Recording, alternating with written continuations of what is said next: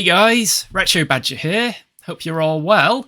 Today we are joined by Hexagonal Nexul and Greystar the Dirk.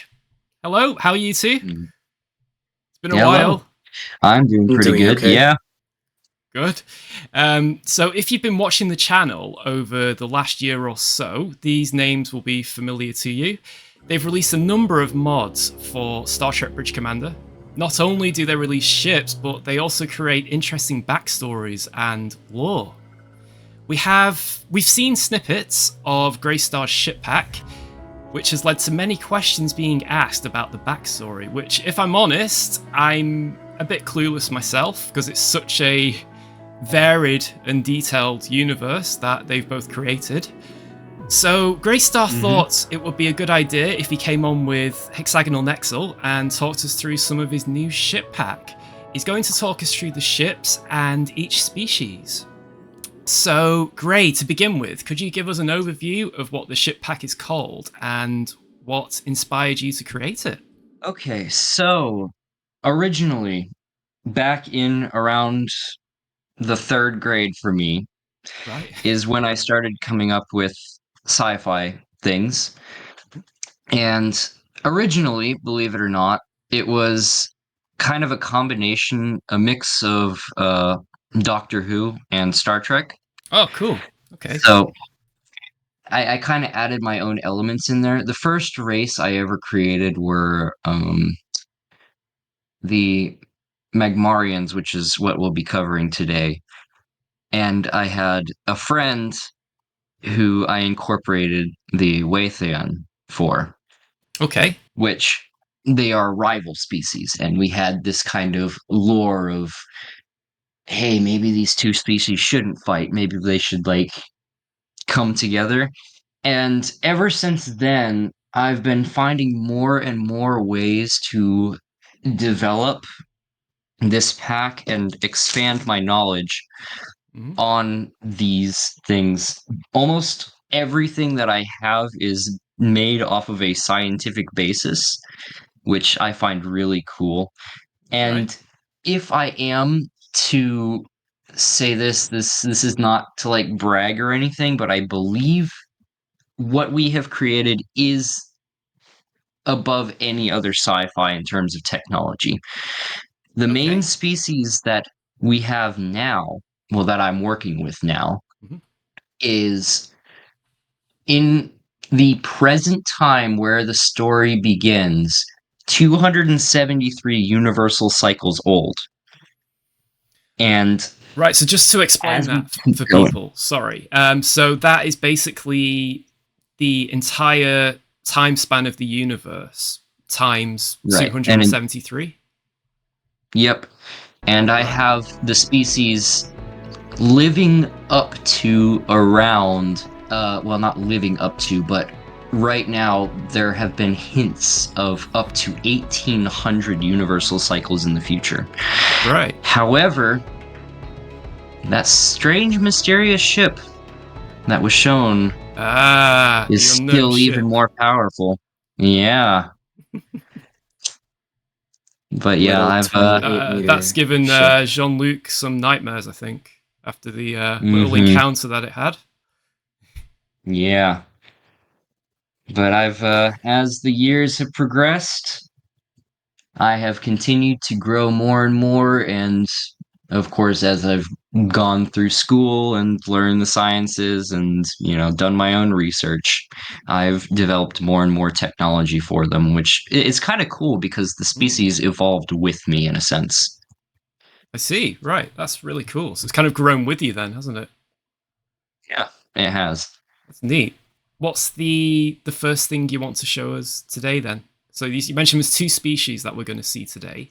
Well, we also have to we can't forget Hex's lore. Hex has some lore in there for his stuff. We kind of combined our series.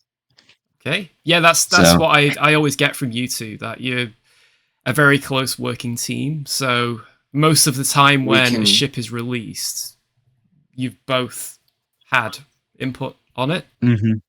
we've actually always, come up with yeah. a modding name for our group. We call our modding group Sic Mundus Creatus Est, which is Latin for "and thus the world was made." Right, that's really nice. I Hmm. like it. And hence the pack, because we've all started working on it now, is called the Sic Mundus Circulum pack. Hex is going to explain his lore. Okay. So, the mysterious ship that Picard encountered, it has a name, and it's known for that name because of its capability. I'm not sure if that's going to be possible to implement in Bridge Commander, although I will try Okay. when a better version of KM comes out. Yeah. To put it simply, think of it as something from a different... I think we were saying before when we were discussing some of this, the amount of backstory and complexity to this ship pack. It's like you've kind of created, both of you have kind of created like your own kind of universe, sort of something to rival, say, Star Trek or Andromeda or Star Wars, that type of thing. So it's like, one of these days, I could almost imagine you putting it in a book. Maybe, I don't know. I'm not telling you what to do. I'm just saying, like, you could maybe bring out, say, stories or that type of thing, and then you kind of need like an encyclopedia to explain it all. It's that complex. Right. That would most likely be the case, as a lot of the technology is pretty complex to understand. We will get there when we talk about the Exile a little later. That is going to be a rather large video. Now, I am going to share my Bridge Commander. Here we are, as you can see, Sic Mundus Circulum, right here. Right, here we go. So we have the... I'm gonna let you pronounce it because my Latin isn't the best. Sic Mundus Circulum. Okay, right. So this is the ship pack then that we've yes, seen a little bit. Yep, I have a bunch of stuff. I've been working on this for over a year at this point. But as you can see, I have a lot of ships. I'm not opening this one, or you're not going to see what's in that one, because that one is a surprise for a later date. Okay. But the first one we're going to be covering is the Magmarian species. Now, as stated before, the Magmarian were the first ships I ever created. And they are quite powerful.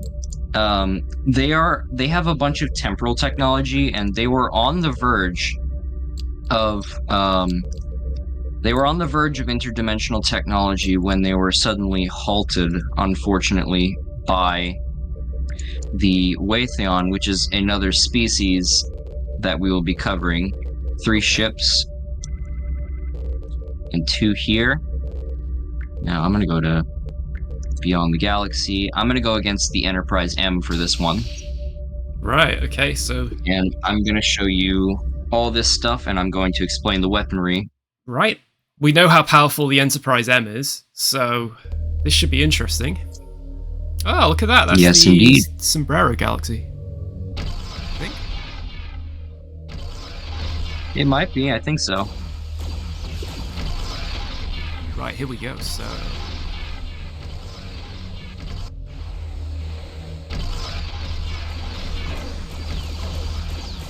As you can see, shields are holding. Yep.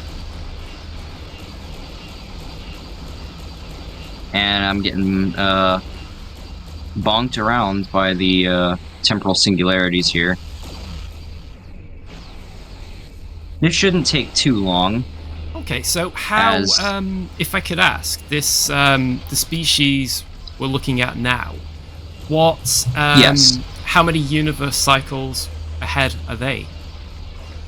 Well, they're only one. Right, okay. They exist within the same universal cycle as pretty much everything else. They are a standard species. Hence why their shields are actually taking damage from something as simple as a time ship. Yeah, I wondered, because most of the other ships that I've tried from your ship pack can pretty much one-shot anything from the Star Trek universe. But this Yep. one is more, yeah, I see what you mean. Look at those torpedoes. If they're torpedoes? Yep. Heavy gravimetric. They are. Yes, they are gravimetric based. So did you design the graphics for the torpedoes as well? I did. Wow. It's really impressive. Now, the Magmarian battlecruiser, it is quite strong for what it is. You can't really see it in the lighting, but we will see that when I switch to a different map. The Magmarian battlecruiser, the Magmarian technology, they use thermal-based weaponries because they come from a... I thought it fitting because they're called Magmarians, and they come from a planet of fire, if you will. Okay. They live below the surface, and they are...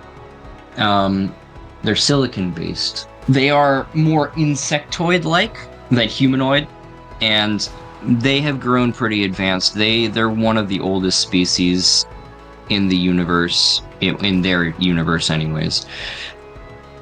Now, the weapons that they have the thermal burst arrays, which generate like solar level thermal bursts that are isolated in a certain area, which is what the beam weapons are. Right. They also have light and heavy gravimetric plasma. Yeah, and then on the front here, they have a thermal hull cutter, which is a focused point of energy that does a lot of damage to lesser ships, you could say.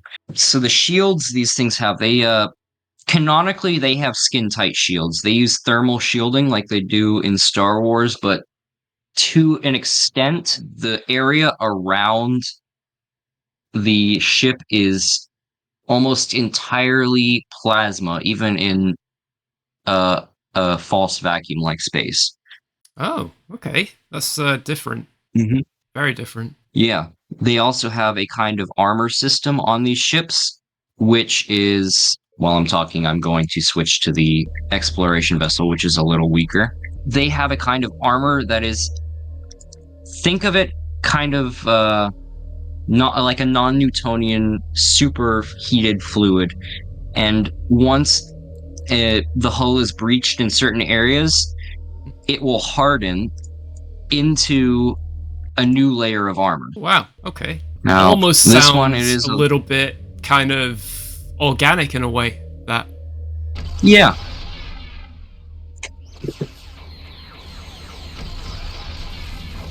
Now I'm going against the Windrunner here. This won't take long at all. So this ship is smaller, I'm guessing. Looking at it, the one that you're in right now. It's actually larger than the. It's larger than the battle cruiser, but it is a little less powerful because it's not designed for combat. Think of the battle cruiser as more like the Defiant. Right. Okay. And there it goes. The thermal hull cutter is very deadly. Yeah, that was that was a good test. What's that at the front of it there? Can I just ask? Can you go back to that ship? Just if you go to the front? Is that kind of like a deflector, or am I thinking? Yeah, it's like a makeshift deflector. Right. Okay. So do any of those ships launch fighters or shuttles of any type, or? Not as of yet. I plan to add fighters into these ships later on into the pack. Okay. Unfortunately, the Magmarian homeworld was destroyed by their rival species, which was this right here, the Watheon. Now, they are the opposite of the Magmarians in a sense that they exist in a semi-fluidic state. All right. Except they, instead of water, they exist in liquid ammonia. That's different. Yeah. So think of yeah, it is. Think of the Watheon as more of a jellyfish kind of, they're kind of, they're not quite jellyfish, but they have limbs and they look similar to them. They're more crustacean based, if you will. Okay. Now, what I didn't show you before is the Magmarian actually have a secret weapon used to fight these ships. Ooh. Custom cloak sounds. Do most of these ships cloak? Oh, yes. In the pack, yeah. Oh, and you got custom warp sounds there. Yep. Now, they have a multi-spectrum gravimetric, which is a kind of a transcendental torpedo. Okay. Which was the combination of all their temporal technology. They destroyed it, or they discovered it or created it after the destruction of their homeworld, as these ships that are in space and were not around the homeworld are the only surviving remnants of their race. They were so close to breaching the interdimensional barrier once to escape the Watheon. And once they did, or once they got close enough, they got destroyed, unfortunately, and they don't have the technology to rebuild that. See. Whoa. Lights out. Yep. And that is a multi-spectrum gravimetric torpedo.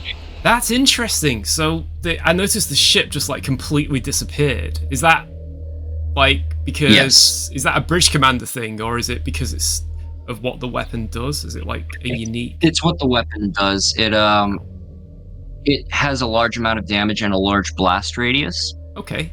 So now, if we move on to the Watheon, the first ships that they ever had, they use bioorganic ships, similar to 8472. Right. However, they are a bit more powerful, and they have quadra-phasing tricobalt torpedoes. So did you do the textures on that? And the colors? I didn't actually. This is a really old mod. A lot of these are really old mods that I remastered that kind of look similar. I see. Okay. To things from my pack. That looks really cool. Once I learn how to model, I am going to make a lot of these ships look a lot better. But for now, this is the best I can do. It's very good. Yeah, and you can see the armor there. If I keep shooting these quadra-phase tricobalts, I called them quadricobalts for funny reasons.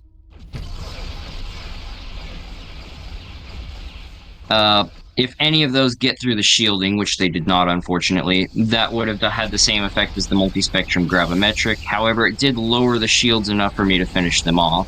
Okay.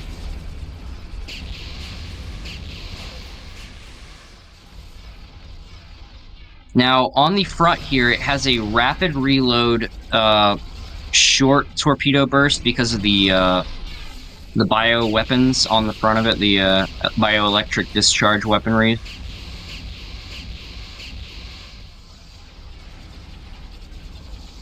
And there it goes, starting to lose its integrity. Yeah, I can see that. But their armor is holding a little bit. But the aft has a slow reload, heavier torpedo launcher. Also, you can notice I actually have black shields on this thing. Oh yeah. Yeah, you're right. I've only just I didn't notice until you told me, but yeah, I've never seen that before in Bridge Commander. Yeah. I actually discovered it by accident while trying to turn the textures off for shields. Oh, that's really cool. You can do the same thing with torpedo cores, not the torpedo itself, otherwise it'll crash the game, but torpedo cores.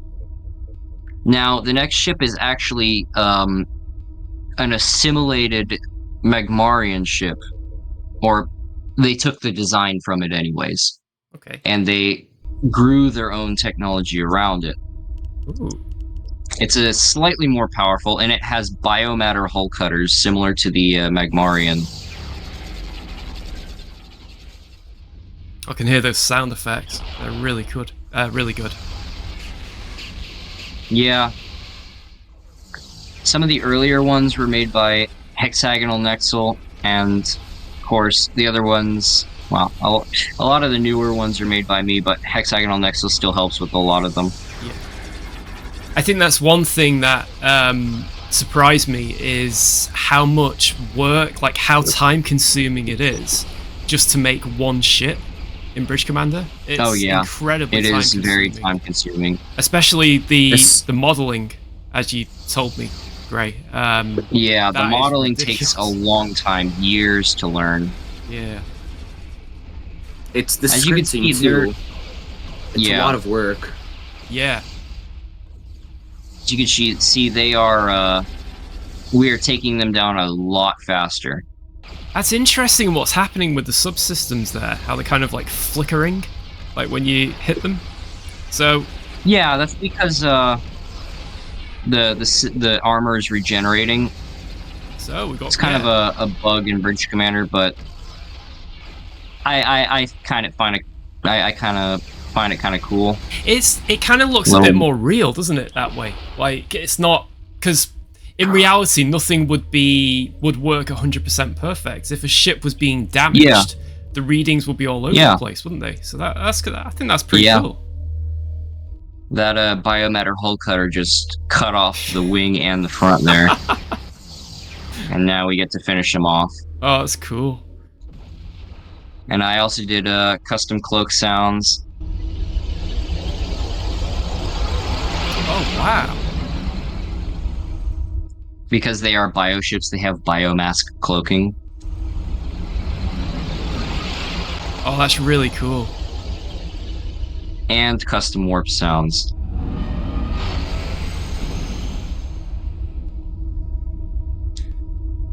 Oh. My Bridge Commander's doing Bridge Commander things. Have you, do you use the 4GB patch? The 4GB RAM patch? I do. Do you find it helps? Or do you think it doesn't make it does a little bit, Yeah. But it actually causes from my experience, it actually causes a bit more crashing. Oh, that's interesting. I don't know exactly why. Now, this thing actually has 3 biomatter hull cutters. As you can see, I just took their forward shield down to 30%. Oh, wow. Even though they do redistribute their shielding. I did multi-target them as well.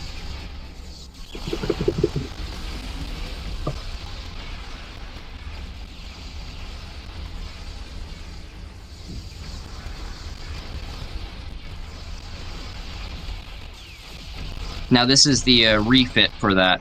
I just blew up their core there, so they're gonna explode. Or not.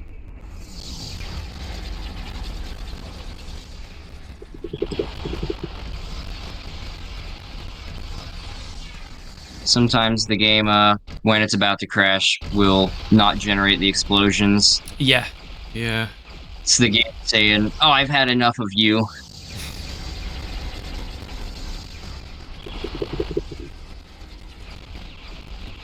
Yeah, there's not nearly enough projectiles flying right now to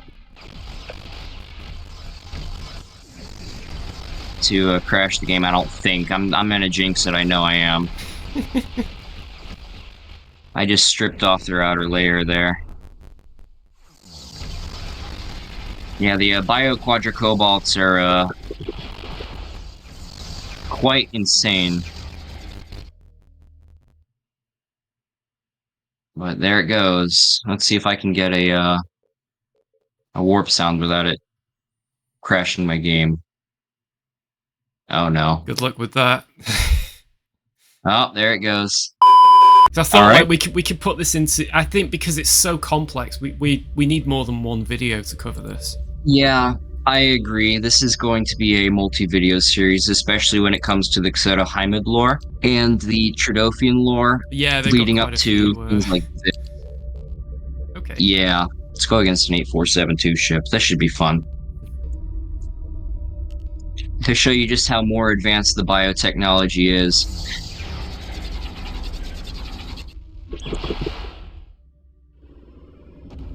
Oh, wow. Okay, so...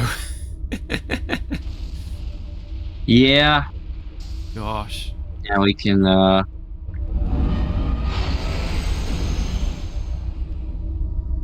then... I heard it. Oh. Yeah, I heard that. Mm-hmm. Nice sound. Now, what I recently did is, the Vorchian race, which is a sister species to the Voth from Star Trek. Oh, really? Yes, we actually have Voth ships, which were done by Hexagonal Nexul. They're not really a match for it, Okay. but they do have the capabilities of taking them down. Now, these use diffusion technology. Whoa. I'm gonna get away from here, because that thing's gonna fire. So the Voth vessels then, that's I'm assuming they're like an offshoot of the Voth, like a future one? They're not really well, they are an offshoot, but they're actually more from the past than they are the future. Oh, They okay. don't have interdimensional technology. Right. Also, I forgot to mention the Watheon actually stole the research the Magmarians were doing, and they now have interdimensional technology. I see. So that's fun. So you've got some like clear sort of villains, I suppose you could say. Yeah, Ship I pack? do. Especially when it comes to the Xero Hymed. Those are probably one of the main villains of the storyline. Now it's firing Tycatrion phase torpedoes at me, which are a hexagonal nexal creation. As you can see some of the systems here. It has a rapid regen diffusion crystalline armor. Wow. Okay.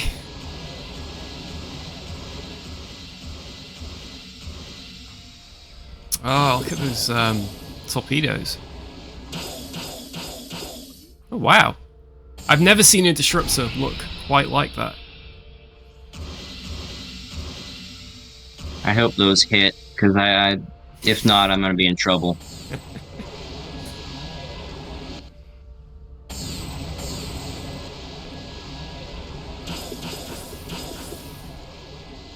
Uh-oh.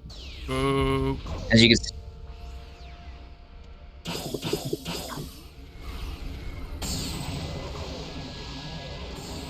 can see, the diffusive technology, which, keep in mind, is the same technology that 27th century Starfleet uses, Yeah. See. is holding a little bit out. Now, these are actually pretty much extinct because they tried to rise up against the Voth and it did not go well for them, obviously. Considering this is a... Oh. Uh-oh. Oh dear. Whee! Impressive. I think I would have won that. So is that a But- feature that it can spin around? There's actually a way to save this. Watch this. No way. It's funny. Which way is it going to warp? Oh. Every way. Oh, that's awesome. I didn't know you could do that. Yeah. Yeah, And you it's can warp still to not another crashed. system. Yeah, I'm surprised. And it should follow me, yeah. There we go. Oh, cool. Now, as you can see, the shields have regened a little bit on that thing, so that's not very good. Yeah. The Voth However, are they're, scary. Any They iteration? are insanely overpowered. They don't have many ships, but the ships that they do have are built to fight if need be. Mm. Basically, with Yeah, the they're- Voth, I tried to input certain assets of them that is more of a would have been had we seen them in the show. That's kind of what I tried to make the Voth ships be See, in right. BC. That's cool. And I will get to them soon, because I know I teased them like more than a year ago, so it's like I should release them soon. So patiently Don't do wait it for again. That's really cool. It did it again. Oh no. Back to Belarus. So imagine one question many people will have is, do you think this will be released at some point? Will you release the ship pack? Oh. Yes, eventually. Okay. So it's kind of a work in Definitely. progress still at the moment. Yes, I've been working on this for over a year. But I'm nowhere near done with it. Also, this cloak sound is stolen Voth technology. That's their Oh really? spatial displacement cloak, because they are technically an off branch of them. It's a very interesting looking ship. I actually borrowed it from an older species, well, another species from a different game. It was originally a Hydran ship, Oh, but I right. thought it looked cool. Yeah. That's cool. With regards to the unknown ship, would you be able to give us any more information about that at the moment? Or is it still being developed? The backstory? Hex, do you want to tell him? Sorry, what did he ask? My bad. I was asking if you could tell us anything else about the mysterious unknown ship, or is it still being developed? Or Well, it's in terms of BC, yes, but in terms of lore, there's a lot that I have about it. There's not much that is known, if you can kind of I see. understand. I can tell that the most advanced species that are from this realm, as in origin, can only detect that ship as a 28-meter long nothingness in space. Right. So it wouldn't be empty, it would be no data on any sort of hyper advanced sensor. And for normal ships, like let's say a Galaxy class, or heck, even a Wells class or beyond, it would just not be detectable. It would be nothing there. That's really cool. I'm currently working on a way to basically make it cloak when the shields are up. Oh, so wow. we'll see if that works. Yeah, that'd be really cool to see. Keep in mind that that's also with my own species, which are the most advanced. They also have their own in existence tech, which means they should be able to detect it, right? But they can't. I'll give you a backstory, a little bit. Okay. I'm not gonna say the name for the species that built that mysterious ship. I'm not even gonna say the name of that ship. But I will say, it was an extremely advanced and state of the art project that was made by its original civilization. And one thing that I'll also say about it is the marvel of engineering that went into making a ship like that is borderline mystical power. Right. Okay. The reason as to why it's so advanced is because I think this is the first time this has ever been thought of in a sci-fi franchise. But basically, its home civilization was so striving for advancement in technology. In its original realm, they stole technology from wars that had happened with other races and built themselves up from that. And another thing that happened during their development was when they developed temporal technology, they were able to pierce into different timelines. And instead of using that for, I guess you could say, personal gain, they instead used it for, I guess you could say, building a foundation, because they formed alliance with all of their different timeline versions of themselves. And then once they had developed dimensional technology, all the different alternate dimensions were portalized. So every single version of their species was one entire civilization. So all the different sorts of technologies and developments were all combined. So they were able to just bloom in a way that is honestly probably indescribable. Wow. Okay, cool. Definitely kind of lifted the lid a little then on its background, which thanks for sharing that with us. And one thing as well I wanted to mention, the so the background music that we've heard during the ship, because you've actually developed some music, haven't you, for the ship pack? Yeah. I'm starting to. I've done one so far for Okay. something that we haven't even mentioned yet. Right. Well, so obviously we're going to make at least a part 2, maybe a few more. Just a few more things.